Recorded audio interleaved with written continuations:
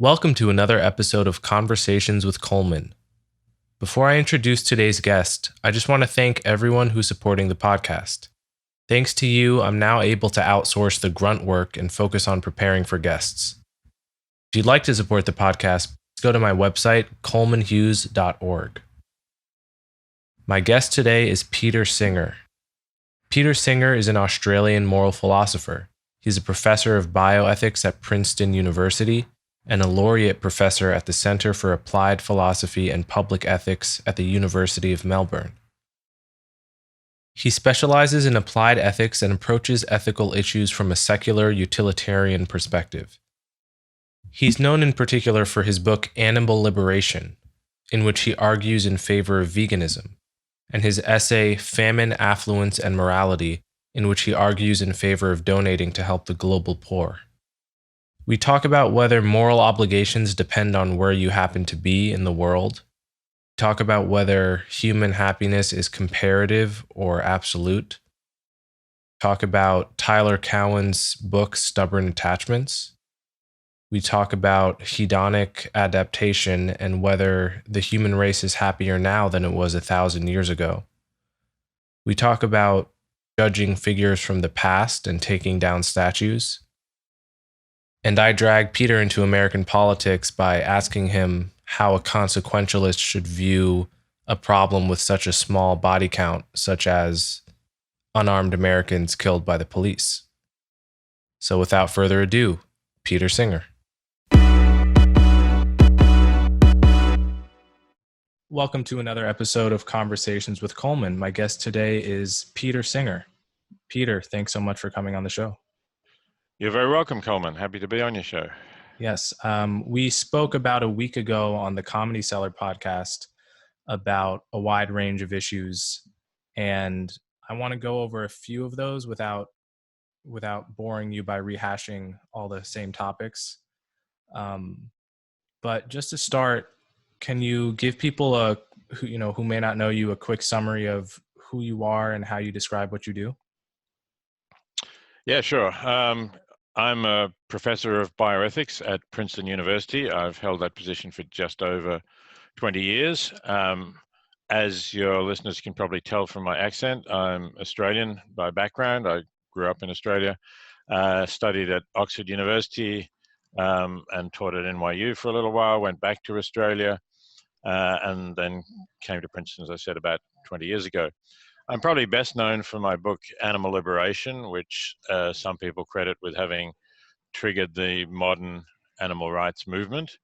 And certainly that's continued to be one of my major interests in trying to get better treatment for animals, particularly for farm animals, since that's the vast majority of the animals we abuse. But also quite early in my career, I wrote an article called Famine, Affluence, and Morality, which is about what we people living in affluent countries, at least those of us who have some money to spare for things that we don't really need, ought to be doing to help people in extreme poverty in low-income countries. And that article got reprinted a lot and has had some influence in the effective altruism movement, which is a more recent movement. And as part of that, I wrote a book called The Life You Can Save, which led to the starting of a charity with the same name that recommends the most effective organizations helping people in extreme poverty. You give a very understated account of your own feats, I think. As I told you last week, your book Animal Liberation had a big influence on me when I was maybe 16 or 17. I would say it's one of the 3 or 4 books that persuaded me to pursue a philosophy degree, because just the style of reasoning, it just became clear to me that there are 2 types of people. There are people who assume that their base gut instinct about right and wrong is worth respecting completely and not challenging. And then there are people who distrust their initial gut reaction and want to reason things through. And I remember in particular the argument from Animal Liberation that seemed, it's one of those arguments that just seems obvious the moment you hear it, but you wouldn't necessarily think unless it's said explicitly, is that the ability to reason on the part of an animal should make relatively little, if any, difference to our ability or the requirement that we care about its well-being. It's really the capacity to suffer and flourish that should matter. And anyway, that's just to say, I think that style of reasoning about right and wrong was very important to me, as a young budding philosophy major. So thank you for that. Great. I'm very happy if I had an influence in bringing you to philosophy. That's terrific, and it's always encouraging to me actually to hear that people do respond to arguments. As you say, not everybody does, but when people respond to a philosophical argument to the point of actually changing something that's very close and personal, like what we eat, which affects us every day, more than once a day. I think that's a tremendous testament to the power of philosophy and the importance of the subject. Yeah, absolutely. I want to talk a little bit about the other half of your, the most prominent parts of your legacy that you mentioned. Your argument about giving money to charity, from famine, affluence, and morality. Can you briefly describe that? I'm sure you've done it 1,000 times in your Sure. life, but Yeah. So in this original article that I mentioned, Famine, Affluence, and Morality, I was concerned with a particular crisis that was unfolding then. I wrote it in 1971. The crisis that led to the formation of the nation of Bangladesh, which previous to that was East Pakistan, a part of Pakistan. And there had been an autonomy movement, which democratically elected a party in favor of more autonomy. And the Pakistani army brutally repressed that movement, so brutally that 9 million people from East Pakistan fled across the border into India. And India, which was a much poorer country then than it is today, was faced with the enormous task of housing, feeding, providing sanitation for 9 million refugees. And of course, they appealed to the Western nations for assistance, and some assistance was forthcoming, but not nearly enough. So it was in that context that I wanted to ask myself the question: what should we be doing? Is it okay for us to just go on with our normal lives while there are these 9 million people who may not be able to get the necessities of life? And of course, it's true that neither I nor my other friends were in any way responsible for this situation. But still, that didn't answer the question of whether we ought to be helping. And to illustrate that, I used this little story of walking past a pond and seeing that a child has fallen into the pond. It's not your child, you're not responsible for the child in any way, but you seem to be the only person close enough to rescue the child and prevent the child drowning. Now, there's no danger to you here because you know that this is a shallow pond and you can stand up in it. But there is some inconvenience and some expense because you're going to ruin your clothes. You just happen to be wearing really nice clothes to go somewhere important. So you'll be up for a couple of $100 anyway. And then I asked the reader, and I've subsequently asked many audiences, so would it be okay to just say this child is not my responsibility and I don't want to be up for the expense of replacing my clothes, so I'm going to ignore the child? And pretty much everybody that I posed that question to says that would definitely not be okay. In fact, that would be completely wrong, an awful thing to do, to put the cost of your clothes above a child's life. But then, if that's true, if that would be an awful thing to do, does the fact that the child is not in front of us but is in another country far away, the fact that we have to use some organization to help to donate to help the child, do those factors themselves mean that we don't have the same moral obligation, or that it's not an awful thing to do to ignore the plight of children or adults for that matter, who are dying far away, who we could help? And my answer is, well, no, none of those factors really make a crucial moral difference. So I think that we ought to be doing something significant to help people in extreme poverty. Of course, you can ask, well, how much? That's a further question, but certainly it's not enough to just wash our hands of it and say, that's not my responsibility. Yeah, I've encountered one kind of critique of this argument from a professor of a class I recently took. And I wonder if you've encountered it. It's more of an attitude than a specific argument, but it's just the sense that the the the injunction to give in faraway places where you can't see is just a way of avoiding your more immediate responsibilities to your local neighborhood. Say if there are problems in your city that you could donate to, the very fact that you live in that city gives you a special obligation to donate there, and the desire to just send a check to some place far away where you don't have to think about it somehow represents a failing. Have you ever encountered that, and what do you think of it if so? I don't think I've encountered the argument that it's a failing. I've encountered the argument that we ought to be doing something locally as well.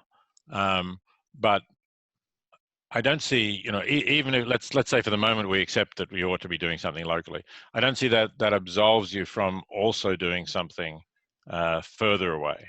I don't see why it replaces that obligation. Now, if the people locally were just as needy, and if you could help them just as effectively, by which I mean that a dollar given locally would go just as far as a dollar given in a low-income country far away, then I would accept this, but I wouldn't see it as an obligation to give locally. I would just see it as an obligation to give where you can give most effectively. And if it is most effective to give locally, then sure, give locally. But I think the facts are very different from that. If you're living in the United States, then in fact your dollars don't go very far, because essentially it costs more for people to feed and house themselves than it does. The poverty line in the United States for a family of four, I think, if I remember rightly, is around $23,000, which is not very much to live on in the United States. But the World Bank's extreme poverty line is about $2 a day. So let's say $750 a year.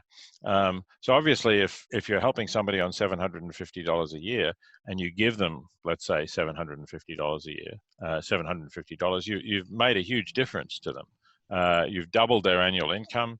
You've enabled them to buy things now that they couldn't possibly afford previously, because you can't save very much if you're just living on $2 a day. Whereas if you gave $750 to a family living in poverty in the United States, it really wouldn't make a huge difference, certainly not a life-transforming difference for them, as it can in other countries. So to me, that fact overrides any particular obligations that you have to give locally. How does inequality factor into all of this? Because implicit in your argument is the idea that, to some extent, poverty correlates with unhappiness in some kind of causal way, such that, giving money moves the needle on some deeper principle that we care about, like happiness or well-being or whatever you might want to call it. And how inequality might affect that deeper principle is something I often think about, because there's an I think a huge literature that sort of argues over the question of whether a person's happiness is a function of their relative status, and whether that's their relative status to their people in their immediate surroundings or their country or the world, or whether it's a function of their absolute status. And depending on which one is right and in what ways they're right, that would seem to have implications for how you would want to give charitably. Um, does that question make sense? And if so, do you have a position on that? Yeah, the question certainly makes sense. So I'm not really interested in inequality per se. That is, I think that inequality can have many bad consequences, including perhaps the fact that even people who are relatively poor in a wealthy society, although they have enough to have all of the necessities of life, may be less happy than they would be if the society were more egalitarian. So I think that's relevant, and that's a good reason for making the society more equal. Also, of course, if you have vast discrepancies of wealth, as we do in the United States, and if you have laws that allow money to be used politically, as again the United States has, then you get tremendous inequalities of power as well, which is very damaging for democracy, I think. So there are good reasons why a more equal society is better, but not just in itself. For example, I don't think that leveling down, which would be another way of producing equality, is in itself a good thing. Now, do I think that relative poverty or absolute poverty is more important for happiness? Well, I think they're both relevant, but I think that it's absolute poverty, that is the World Bank's definition of extreme poverty, which really means not having enough income to reliably be able to meet your basic needs, needs for food, shelter, maybe limited amount of medical care. I think that that's more crucial, particularly to suffering, right? When you talk about happiness, I tend to focus on the negative, on suffering and reducing suffering more than on increasing happiness, partly because I think we have a better handle on how to do that, and we can do it less expensively than it takes to increase happiness. So when you're talking about reducing suffering, then I think helping people who don't have enough to meet their basic needs is the best, the most provable, and certainly the most cost-effective way of doing that.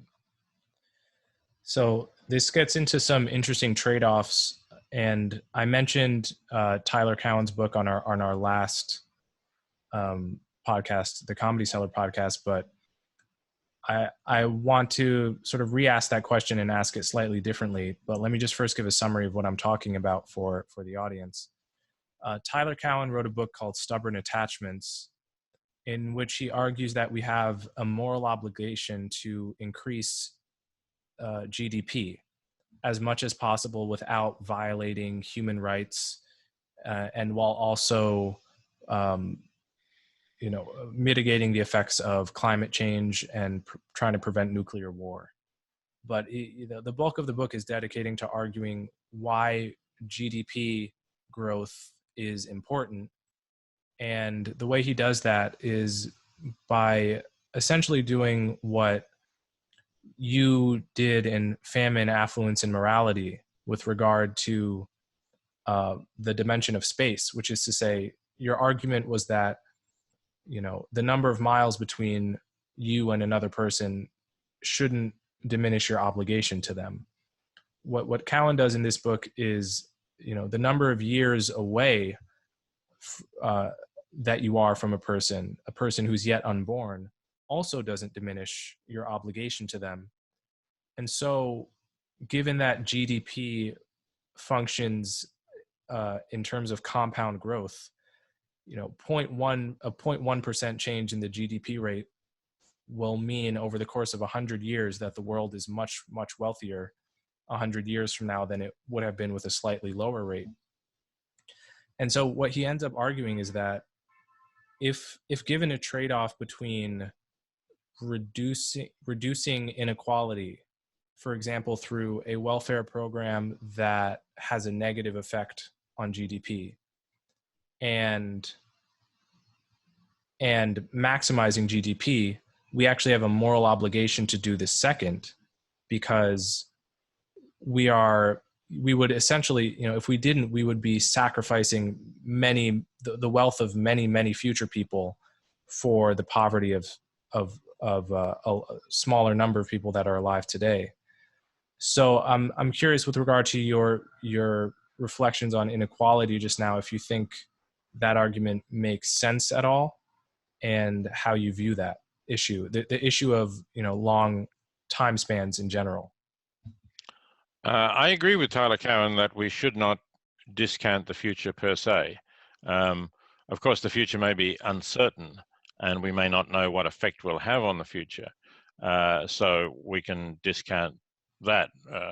For example, Nicholas Stern, the English economist who wrote about climate change some years ago, discounted the future by a very small amount on the basis of the fact that there may not be a future, that there may be a nuclear war or a large asteroid may collide with our planet or something like that. There's a chance, but only a very small one, that there just won't be any people around in 100 years. And then, of course, if we sacrifice the poor today for the benefit of the future tomorrow, we'll have sacrificed in vain. So I think his discount was something like 0.25% per annum, much less than economists often discount the future by. And I think that's reasonable, but you shouldn't discount the future just because it's the future. And Cohen is right about that. Just as we should care equally about people wherever they are, so we should care equally about people whenever they are, as long as we know that they are, and as long as we know that we can make a difference to their lives. Now, the other question that's raised by Cohen's argument, of course, is does an increase in GDP make people happier or better off?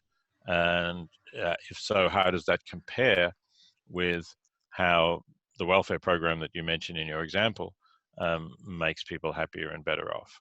And I suppose it would be possible to argue that if people are really poor now, you make a bigger difference to their well-being than increasing the GDP of people who are already wealthy, right? Because if we assume that GDP is increasing, people in 100 years will be far wealthier than we are, then I suppose you can raise the question, and suppose that the GDP did increase, as you say, by that 0.1%, and over a century that made a large difference. Would they still be that much happier off? In other words, I'm not sure what the figures are, but would having a GDP that was 10 times ours when I say ours, I mean that of affluent countries, make people happier than having one that was 5 times higher than ours? So I think you need to ask all of those questions. But it's possible. It's possible that the answers come out in the way that Cohen suggests. And if it does, then there's a powerful case for saying that's what we ought to do. But I just think you ought to be pretty rigorous in scrutinizing those assumptions, because obviously they're assumptions that are going to hurt people, the people who don't get the welfare program. And before you hurt sort of concrete people living now, you need to be very sure that you're going to benefit, although there's a very high probability that you'll benefit people in the future. We've had a lot of long-term planning that has come unstuck in some economies and some parts over the past century or so. So we want to be forewarned about that possibility. So I want to talk a little bit more about happiness and happiness over long time spans. I think one important piece to put in here is the idea of hedonic adaptation, which basically says that one becomes accustomed to new circumstances, one's expectations rise to meet those better circumstances, and you don't end up getting as much pleasure from the same amount of whatever it is, whether it's an activity or food or drugs or sex, whatever. Just insert the pleasurable activity. As you do more of it, your expectations for what you expect rise in lockstep with your reality, or at least rise to some extent with your reality. And if you really take that idea seriously, I think there's no doubt that to some extent this is a fact of human psychology. Our minds do work this way with regard to many pleasures, including the pleasures that come from increased wealth. It's possible to believe, as someone like Yuval Noah Harari does, that the typical human was happier in a hunter-gatherer tribe than they are today, and that doubling the world's wealth, even if that wealth spread fairly evenly, wouldn't necessarily double the world's happiness, or may not even increase it very much. It's possible to lapse into a kind of nihilism about the possibility for humanity as a species to become much happier short of, avoiding the worst possible kinds of suffering, like famine and war. So how do you think about hedonic adaptation and its effect on the possibility of making progress in human flourishing on a global scale? Well, hedonic adaptation, I agree, is a fact, and it's one of the things that I had in mind when I said, in response to your question about Tyler Cowen, that it's not so clear to me that people 100 years now are living on 10 times our per capita GDP rather than 5 times our per capita GDP. They're going to be all that much happier.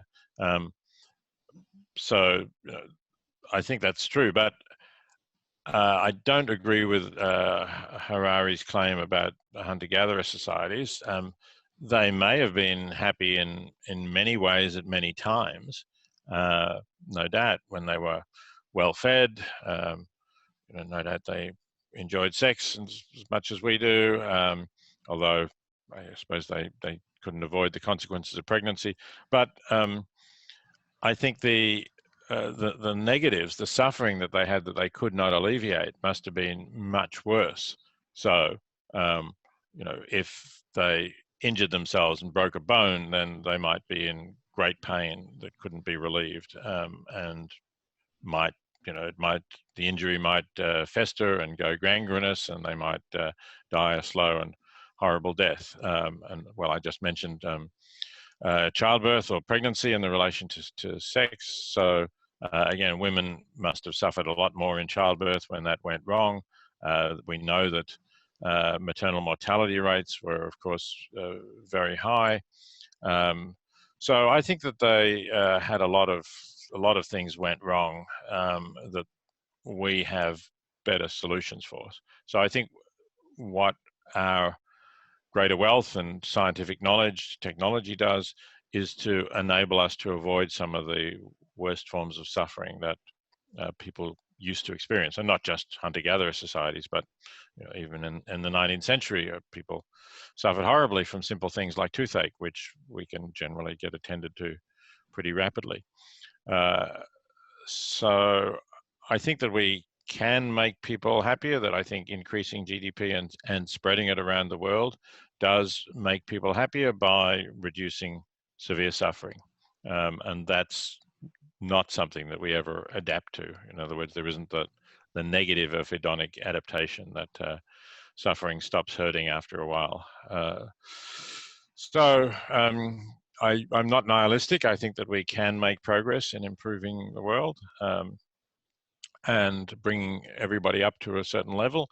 Whether there's then a ceiling on this level because of hedonic adaptation, that's possible. I couldn't confidently say that that's wrong, but no doubt we'll learn more about that as we get to the situation where we've got everybody, or most people, up to that level, and we don't have to worry about extreme suffering anymore, and we're only thinking about, can we increase people's happiness?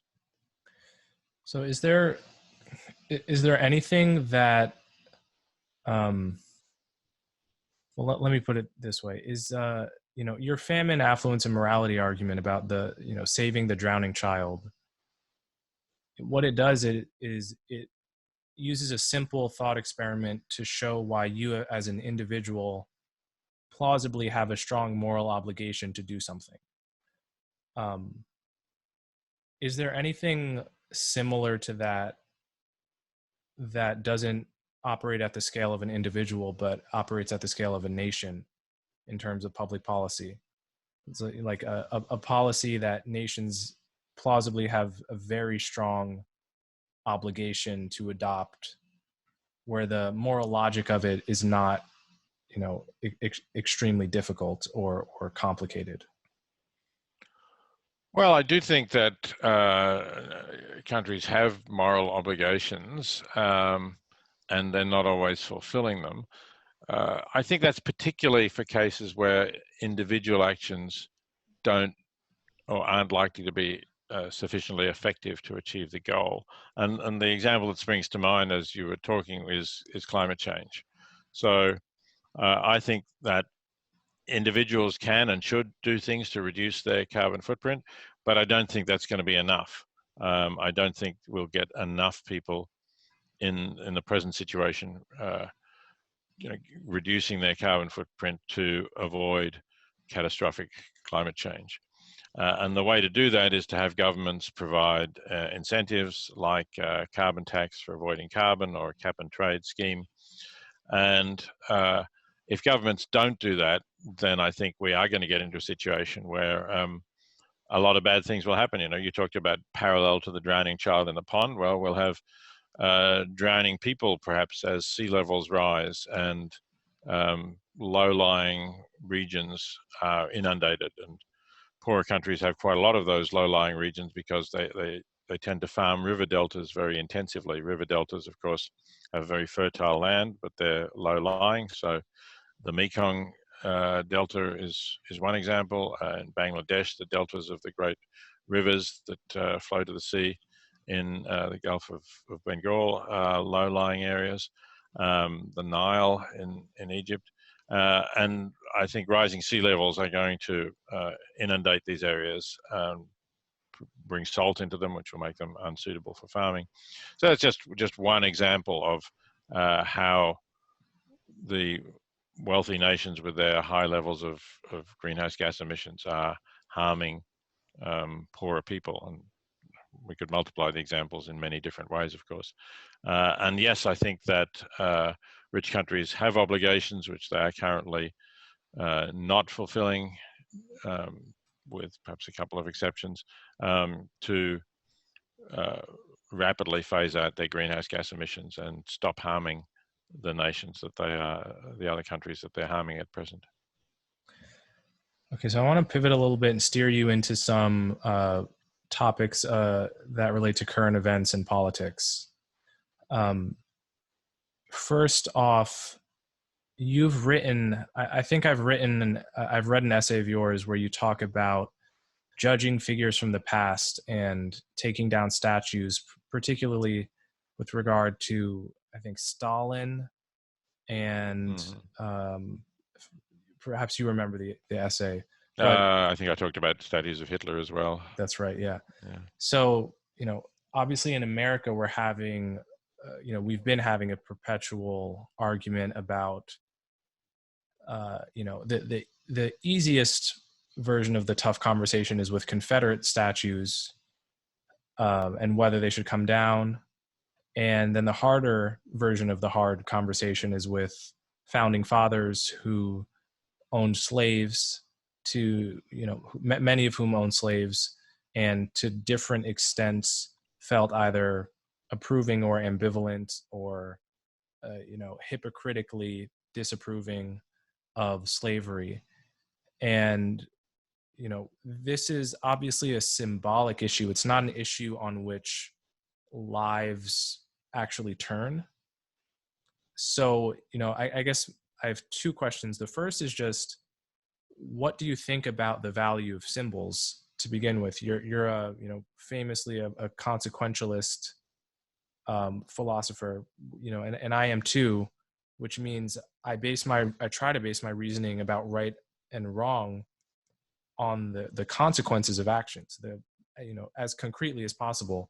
So when I think about symbolic issues, sometimes I'm tempted to just not have an opinion, because, we're not talking about anyone's concrete well-being, or if we are, it's a kind of psychological well-being that I feel, some folks like a statue, some folks don't, and who am I to weigh one over the other?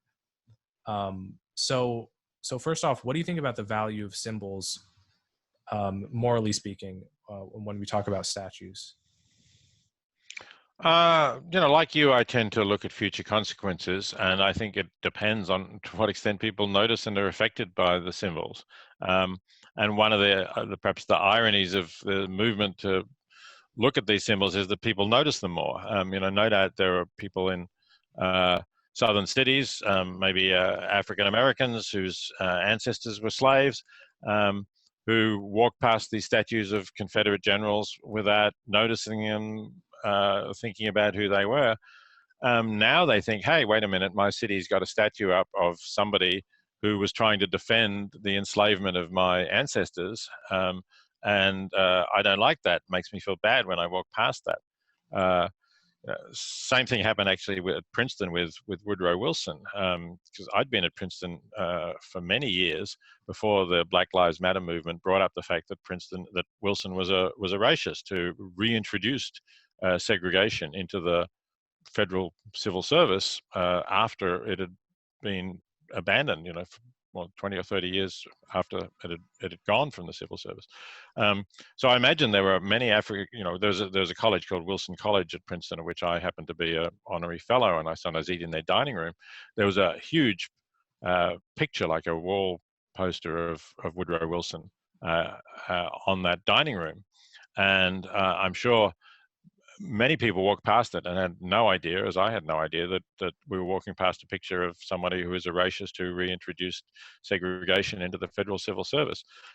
Then Black Lives come along and tell us all this information. Now we can't feel the same about walking past this photo of Wilson to get our lunch.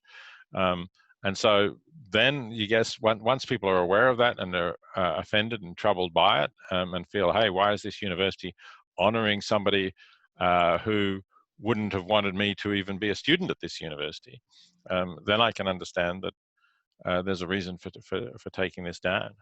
So it's kind of irony that you point to the symbols and they become more relevant to people than they were when they just were part of the background. Yeah, I think that's a very interesting observation, one that I've also had. And it's possible to take two different attitudes towards it. You might say,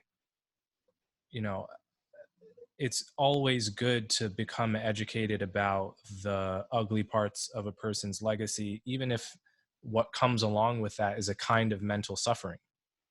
And I personally, I have no problem with the status quo being a statue of someone who has skeletons in their closet that nobody knows about and nobody particularly cares about. But I've always been fascinated by circumstances where, for example, the group that should be offended in fact isn't, but the group that should be offended, or you wouldn't expect to be offended, is offended. And I think recently of the fact that the Washington Redskins, an American football team, is finally changing their name after roughly 2 decades of being asked by a small group of people in the media and journalist and activism circles to do so. But the Washington Post did at least 2 polls of the Native American community to see what percentage wanted the Redskins to change their name, and both times it was on the order of 10% and on the order of 90% saying they should keep the name the same. And I was always fascinated by that because, at face value, when I was first told about the Washington Redskins name being problematic, my first reaction was, yeah, that's bad. That must be enormously offensive to Native Americans. Not knowing any Native Americans myself, but then to learn that the majority of people in the community don't care, and it's really just a small minority that end up on the op-ed pages making actually fairly compelling arguments, but nevertheless a very small minority. How does that, in a situation like that, what is the right move to do? Is it, to side with the minority over the majority because the majority is rather apathetic about the issue or doesn't come up in defense as much, or to just change? If it's apathy on behalf of the majority, that is, if the Native Americans were saying, I don't care either way, then it's reasonable to say, well, look, there's a small group who really do care, and if there's nobody who particularly is going to mind us getting a new name, maybe getting a new name is the best thing to do.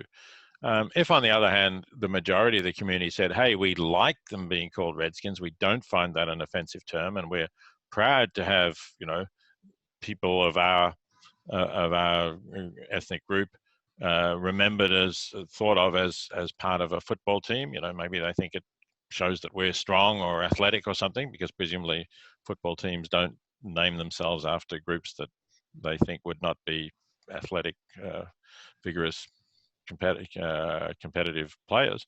If that were the case, then I would say we should go with the majority. If the majority are actually going to be upset at the change, but if the 90% just don't care either way and 10% care quite intensely, I would give that weight to the 10% who care intensively. So let's talk a little bit more about. Let me steer you into a little different territory, which is my hobby horse on this podcast, and a topic that has been very much in the American media and global media in the past 2 months, which is the problem of police killings of unarmed civilians. So I'm among the few people that have tried to make the point that without downplaying the injustice of a policeman or woman killing an unarmed American, that it makes sense to calibrate, at least to some degree, our outrage in proportion to the number of people that are harmed.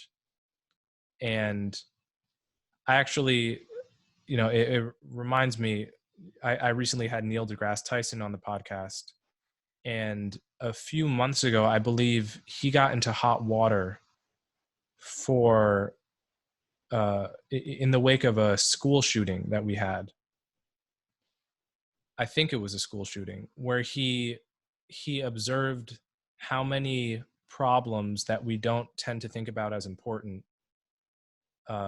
claim more lives per year than school shootings, many more lives.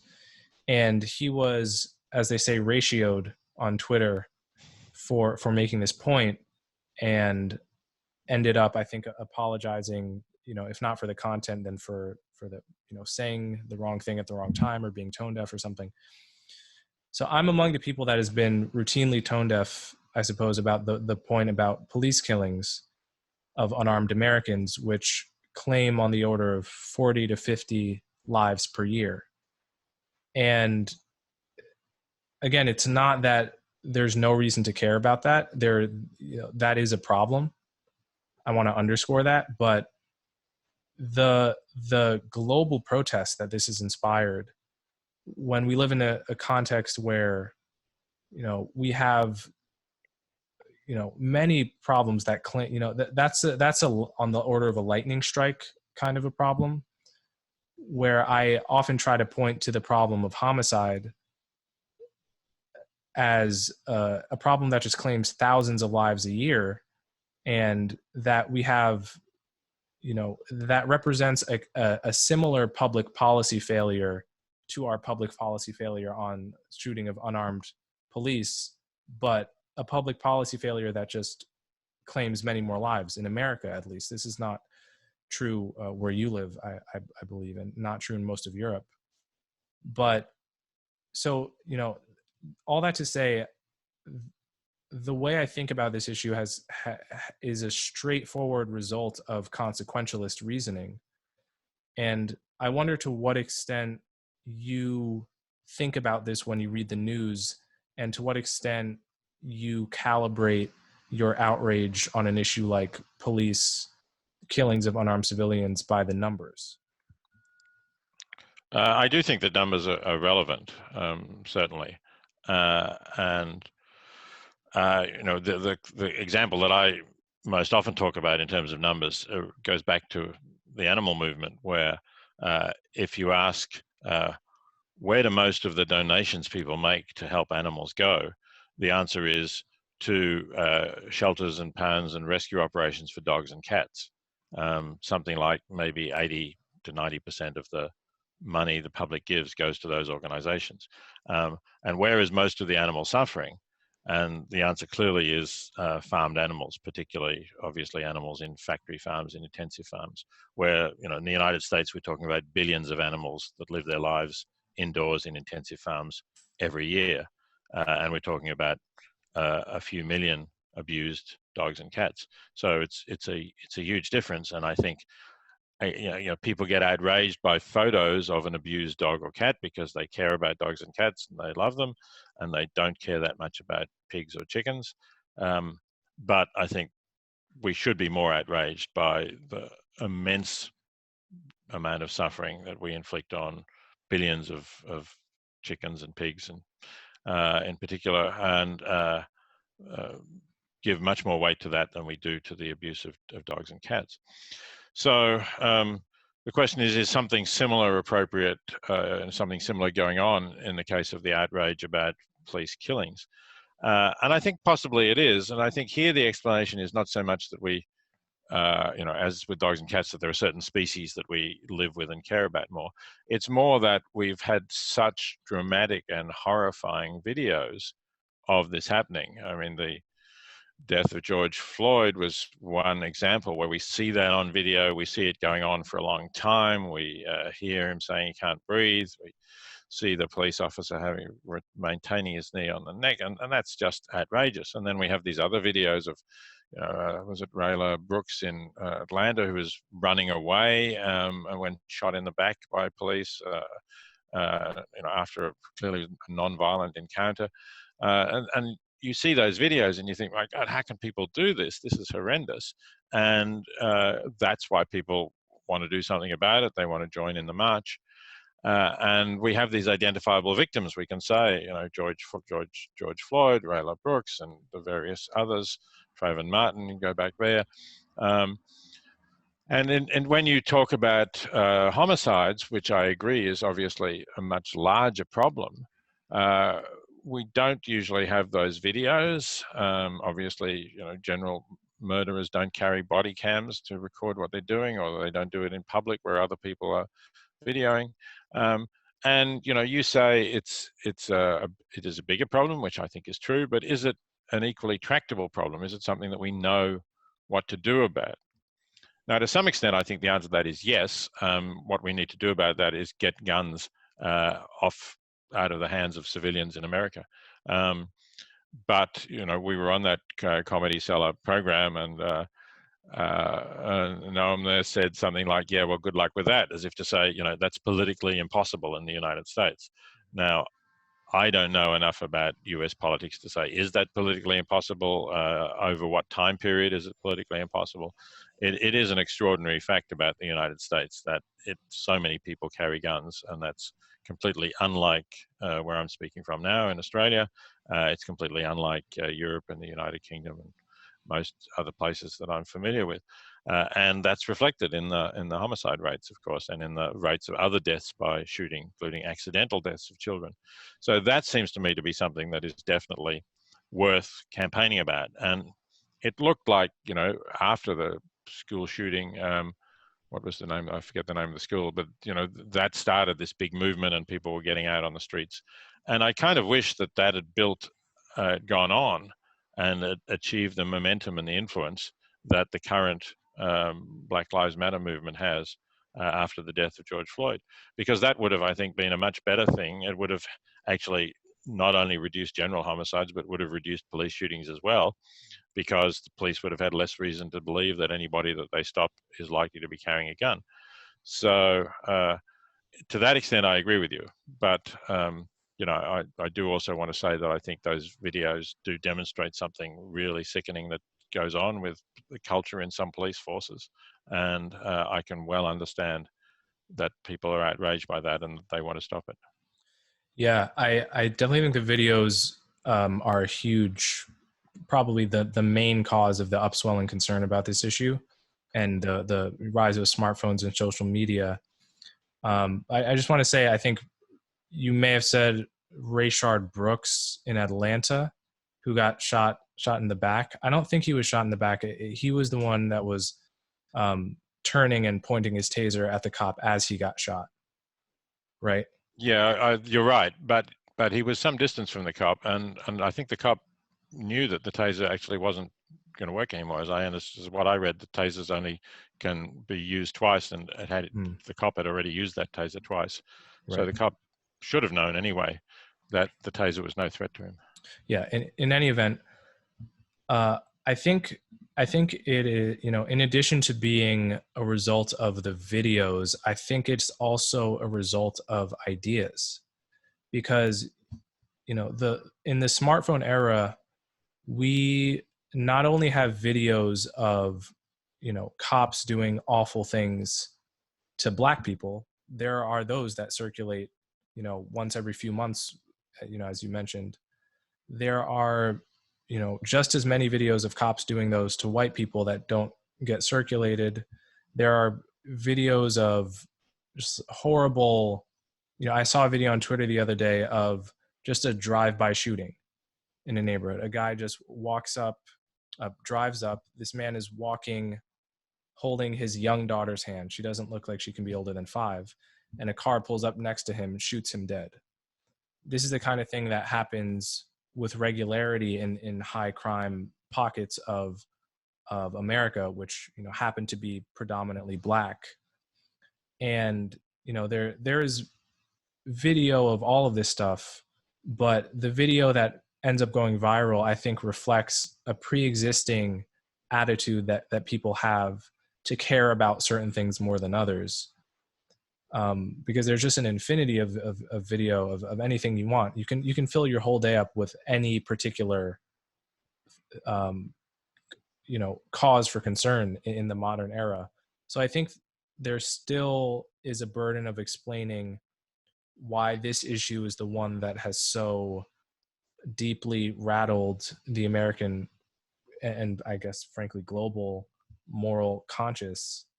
And I don't think it's all a bad thing. I think much of what will come out of this is necessary police reforms that have been delayed for decades, and opposed by very powerful police unions.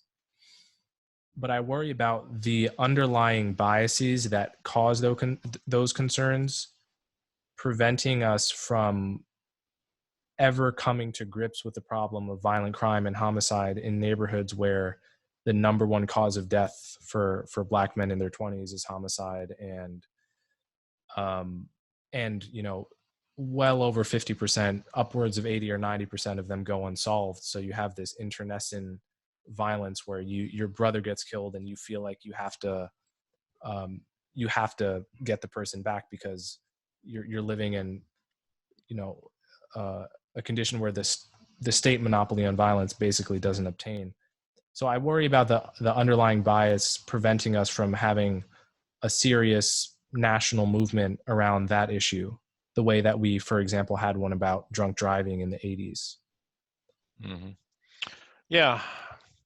I suppose, what's going on there is that if these are killings by African Americans, of African Americans, and you start focusing on them, you're pointing to something bad happening in that community, and people will feel, well, particularly white people will feel, well, should I, as a white person, be holding up bad things that Black people are doing to each other, basically? I think that was certainly been an issue here in Australia with Indigenous communities, where there was a lot of domestic violence going on, not killing necessarily, but there were a lot of problems, particularly when people were influenced by alcohol, in terms of domestic violence. And for a long time, that was not publicized as much as it should be, for exactly those reasons. People didn't want to pick on those who are already a disadvantaged minority.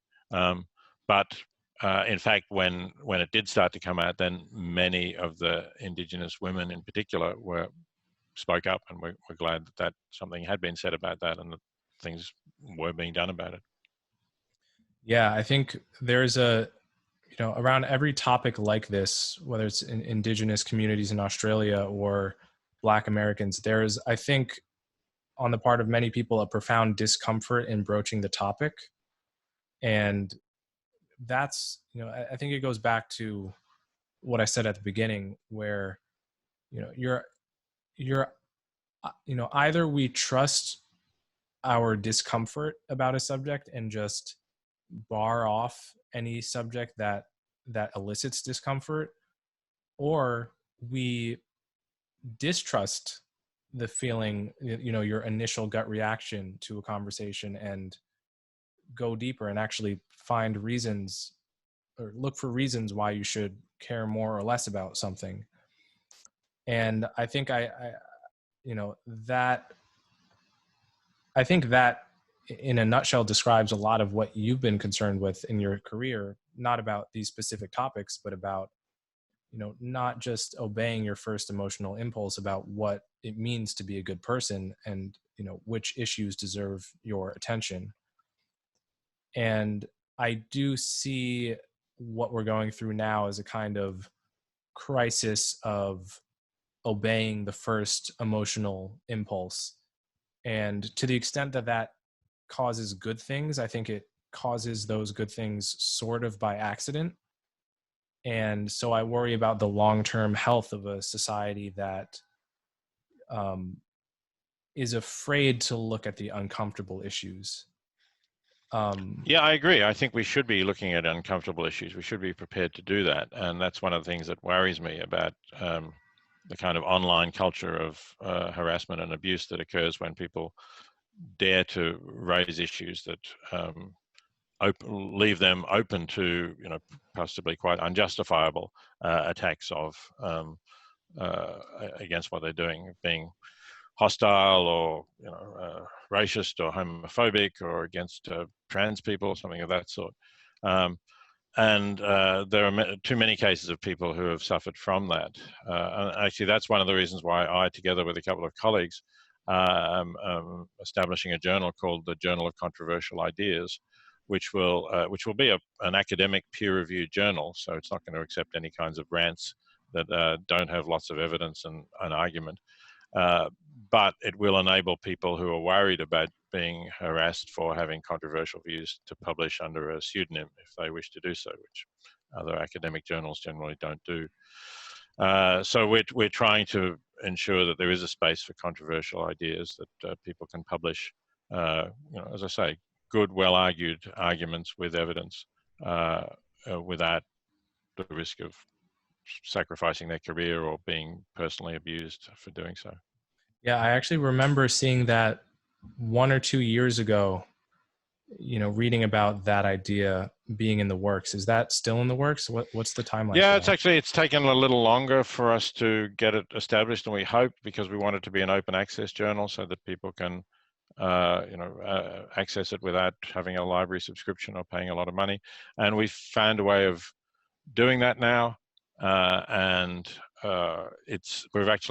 we now have a call for papers out, so we're accepting papers, and we've got 20 or 30 papers that are currently been submitted and are under review.